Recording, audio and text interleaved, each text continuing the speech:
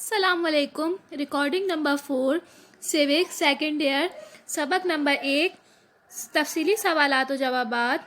सवाल नंबर 3 1857 की जंग आज़ादी के बाद मुसलमानों हिंद के सियासी और मौशी हालात बयान कीजिए। हेडिंग आएगी जंग आज़ादी के बाद मुसलमानों के हालात। 1857 की जंग आज़ादी में अगरचे हिंदू और मुसलमान दोनों शामिल थे, ताहम अंग्रेज़ों ने इसका ज़िम्मेदार सिर्फ मुसलमानों को ही ठहराया। इनका मौक़िफ़ था कि हिंदू सिर्फ मुसलमानों के उकसाने की वजह से जंग में शरीक हुए थे और हिंदू चूँकि फितरतन लड़ने वाली कौम नहीं है, इसलिए इस जंग के असल मुजरिम मुसलमान हैं। लिहाजा उन्होंने अपने इंतकाम का निशाना भी मुसलमानों को ही बनाया। Paragraph change. कट्टर का कांग्रेसी हिंदू डॉक्टर पिताबही सितारमैया लिखता है कि इन्वर्टेड कॉमा ओपन मुसलमानों की अजमत और सरबुलंदी का निशान अमली तौर पर मिटा दिया गया और कोई शख्स बाकी ना रहा जिसके गिर्द जमा होकर लोग 1857 के वाक़यात दोहरा सकें। अंग्रेज़ों की हुकूमत मजबूत हो चुकी थी और हिंदुस्तान में फिर वही अमन व अमान कायम हो गया जो हमारी कौमी किरदार का खासा है। Inverted comma close. Paragraph change. Mumtaz Pakistani दानिश्वर ए अजीज़ 1857 की जंग के बाद मुसलमानों की हालत पर तबसरा करते हुए लिखते हैं कि इन्वर्टेड कॉमा ओपन मुसलमानों को मसीहियत और बरतानिया का पैदाइशी दुश्मन समझा जाने लगा। मुसलमानों के ख़िलाफ़ नस्ली मुनाफरत, बर्बरियत और खून रेज़ी का बाजार गर्म हुआ। मुसलमान मर्दों और औरतों का कत्लेआम होने लगा। बच्चों और बूढ़ों की तफरीक ना रखी गई और इन्हें गाजर मूली की तरह काट डाला गया। Inverted comma close. Paragraph change. अंग्रेज़ मौरख़ीन काई एंड मेलिसन ने दर्ज झेल अल्फाज में अंग्रेज़ों के वहशियाना सलूक का जिक्र किया है। इन्वर्टेड कॉमा ओपन फांसी देने वाले रज़ाकार दस्ते और गैर पेशावर जल्लाद बड़े मसरूफ़ थे। एक आदमी बड़े फ़ख्र से कह रहा था कि मैंने निहायत चाबकदस्ती के साथ इतने आदमियों को ख़त्म किया है। लोगों को आम के दरख्तों के साथ लटकाकर फांसी दी जाती थी, हाथी के पैरों तले कुचल दिया जाता। हर तरफ हिंदुस्तानी जंगल के वहशियाना कानून के शिकार नज़र आते थे, जैसे इस कत्लो गारत का मकसद महज तफरीह है और बस। Inverted comma close. 1857 की जंग आज़ादी के बाद मुसलमानों के हालात का बगौर जायज़ा लेने के लिए इनके सियासी और मौशरती हालत का अलहदा जिक्र किया जा रहा है। हेडिंग नंबर 1 सियासी हालत। 1857 की नाकाम जंग आज़ादी के बाद बर्र-ए-सग़ीर से मुसलमानों का तकरीबन 800 साला दौर हुकूमत ख़त्म हो गया। बादशाहों के जानशीनों को हलाक कर दिया गया। बेशुमार मुसलमानों को फांसियाँ दी गईं। एक अंदाजे के मुताबिक तकरीबन 27,000 मुसलमानों को मौत के घाट उतारा गया। इस तादाद में वो लोग शामिल नहीं जो लड़ाई के दौरान मारे गए या कत्ल हुए। बड़े बड़े मुसलमान रईस और नवाबों की जायदादें जब्त कर ली गईं और हुकूमत के आला सियासी ओहदों पर फाइज जो मुसलमान थे इन्हें शक की बुनियाद पर इनके ओहदे से हटा दिया गया या कत्ल कर दिया गया। गर्ज अंग्रेज़ों ने हर तरह से मुसलमानों को सियासी इक़्तिदार से महरूम कर दिया। मुख्तसर ये कि जो कौम कभी बर्र-ए-सग़ीर की हुक्मरान थी, अब इसके लिए 2 वक्त की रोटी का हुसूल भी मुश्किल हो गया था। हेडिंग आएगी मौशी हालत।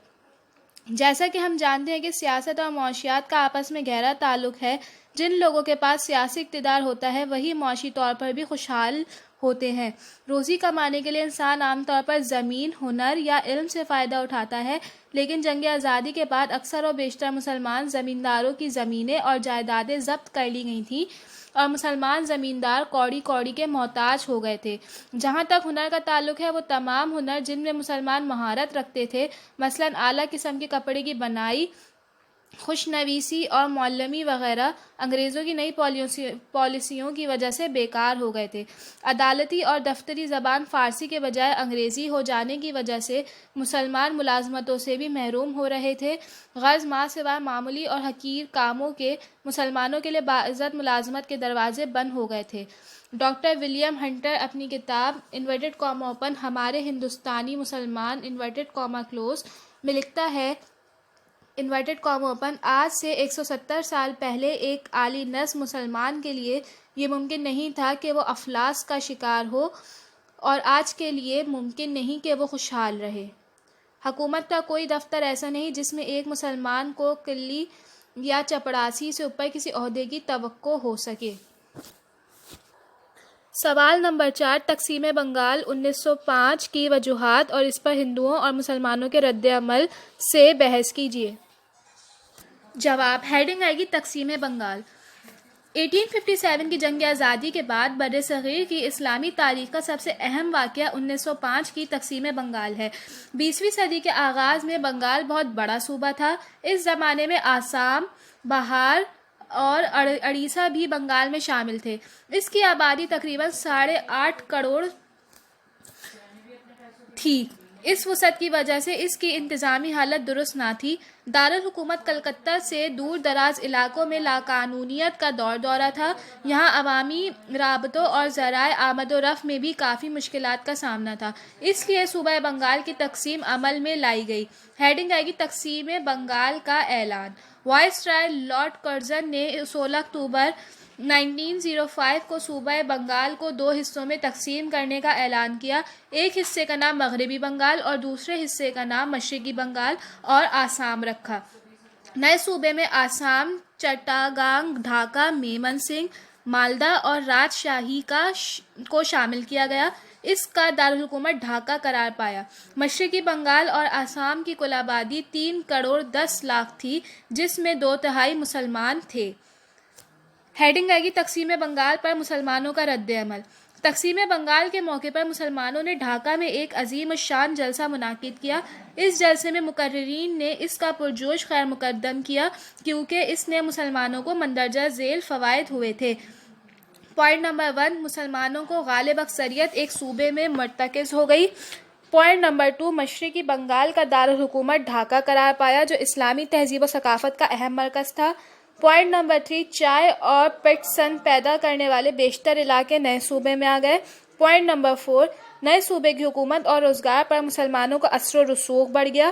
پوائنٹ نمبر 5، وہ علاقے جو مرکز سے دور جرائم پیشہ افراد کی آماد جگہ بن کر رہ گئے تھے، نیا صوبہ بن جانے کی وجہ سے وہاں تعلیمی، تجارتی، مواصلاتی اور انتظامی امور کو بہتر بنانے کے مواقع پیدا ہو گئے۔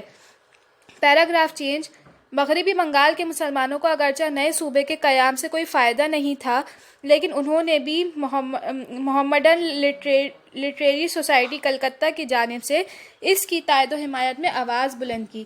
اس تحریک کا ایک اور اچھا پہلو یہ تھا کہ ہندو اچھوت جو شودر کہلاتے تھے مسلمانوں کی حمایت میں آ گئے کیونکہ وہ بھی اونچی ذات کے ہندوؤں کے مظالم سے تنگ تھے۔ ہیڈنگ آئے گی تقسیم بنگال پر ہندوؤں کا رد عمل۔ ہندوؤں نے بنگال کی تقسیم کے خلاف انتہائی پرتشدد اور نفرت سے بھرپور رد عمل کا اظہار کیا۔ 16 اکتوبر کا دن انہوں نے قومی ماتم المیہ کے طور پر منایا۔ اس دن کاروبار بند رکھا، سیاہ کپڑے پہنے اور تقسیم کو منسوخ کروا کر دم لینے کا عزم کیا۔ اس تحریک میں مذہبی جوش و خروش بھرنے کے لیے دیوی دیوتاؤں کا سہارا لیا گیا۔ جاگ درگا دیوی اور وندے ماترم کے نعرے لگائے جاتے۔ ہندوؤں کے اس مخالفانہ رویے کا باعث مندرجہ ذیل اسباب تھے۔ پوائنٹ نمبر 1، نئے صوبے میں ہندو مسلم اکثریت کے زیر تسلط آ جائیں گے۔ پوائنٹ نمبر 2، ہائی کورٹ اور عدلیہ کے دیگر ادارے ڈھاکہ میں قائم ہونے سے ہندو وکلا کی پریکٹس بری طرح متاثر ہوگی۔ پوائنٹ نمبر 3، کلکتہ کی طرح ڈھاکہ بھی صحافت اور دیگر علمی سرگرمیوں کا مرکز بن جائے گا اور یہاں مسلمانوں کے نقطہ نظر کی ترجمانی ہوگی۔ پوائنٹ نمبر 4، ہندو زمینداروں، سرمایہ داروں اور تاجروں کو یہ تقسیم اس لیے ناپسند تھی کہ وہ مسلمانوں کا استحصال نہیں کر سکیں گے۔ پوائنٹ نمبر 5، کلکتہ شہر جو بنگالی تہذیب کا مرکز اور سیاسی ایجیٹیشن کا گڑھ ہے، اس کی اہمیت کم ہو جائے گی اور بنگالیوں کی آواز فیصلہ کن نہیں رہے گی۔